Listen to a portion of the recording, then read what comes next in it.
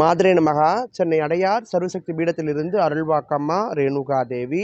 இன்றைய பதிவில் நம்ம என்ன விஷயம் பார்க்க போகிறோம் அப்படின்னு பார்த்தீங்கன்னா, நம்ம ஆலயத்துடைய சித்திரா பௌர்ணமி திருநாள் விழாவை பற்றி தான் இன்றைய பதிவில் பார்க்க போகிறோம்.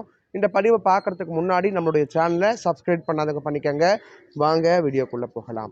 ஒவ்வொரு பௌர்ணமியும் அருள்வாக்கு கேட்பதற்கு பல பக்தர்கள் அங்கெங்கிருந்து வர்றீங்க.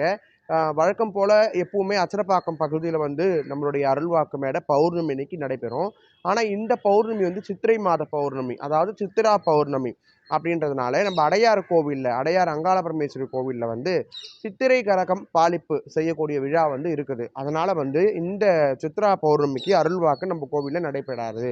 அதனைத் தொடர்ந்து சித்திரா பௌர்ணமி அன்னைக்கு காலையில் 5 மணிக்கு கோபூஜையும், 7 மணிக்கு அம்பாளுக்கு சிறப்பு அபிஷேகமும், காலை 11 மணிக்கு சமயபுரம் மாரி அம்மனுக்கு பம்பை உடுக்கை முழங்க சீர்கஞ்சி வார்த்தல் நிகழ்வும், அதனைத் தொடர்ந்து மாலை 5 மணிக்கு ஆலய தீர்த்த கரையிலிருந்து சக்தி கரகம் பாலித்து ஆலயம் சுற்றி வருதலும், அதன் பிறகு 7 மணிக்கு மதுரை வீரன் சுவாமி பூஜையும் நடைபெற்ற பின்பு அன்னை 7:30 மணி அளவில் விஸ்வரூப தரிசனத்தில் எழுந்தருளி ஊஞ்சல் சேவையில் காட்சி கொடுப்பாங்க. இந்த விழா எல்லாம் வரக்கூடிய 23ஆம் தேதி ஏப்ரல் மாதம் 2024 செவ்வாய்க்கிழமை சித்திரா பௌர்ணமி அன்னைக்கு நடைபெற போகுது.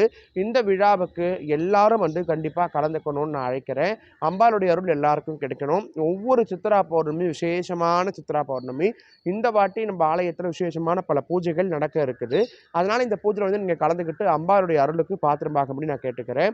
வரக்கூடிய அன்பர்கள் நம்ம ஆலயத்தை பார்க்க போகிறீங்க அப்படின்னா, வரக்கூடிய அன்பர்கள் எங்கேருந்து வந்தாலும் ஆலய விலாசத்தை, அதாவது முகவரியை சரியாக தெரிஞ்சுக்கிட்டு ஃபோன் மூலிமா லொக்கேஷன் வாங்கிக்கிட்டு நீங்கள் ஆலயம் பார்க்கலாம். காலையில் 7 மணிக்கு நடை திறந்தோன்னா இரவு 9 மணி வரைக்கும் சுவாமி நடை திறந்துதான் இருப்பாங்க. காலை 10 மணி வரைக்கும் அர்ச்சனை பண்ணி கொடுப்பாங்க. மாலை 5 மணிக்கு மேலே 9 மணிக்குள்ளே அர்ச்சனை பண்ணி கொடுப்பாங்க. இடைப்பட்ட நேரத்தில் நம்ம சுவாமிக்கு அர்ச்சனை பண்ண முடியாது.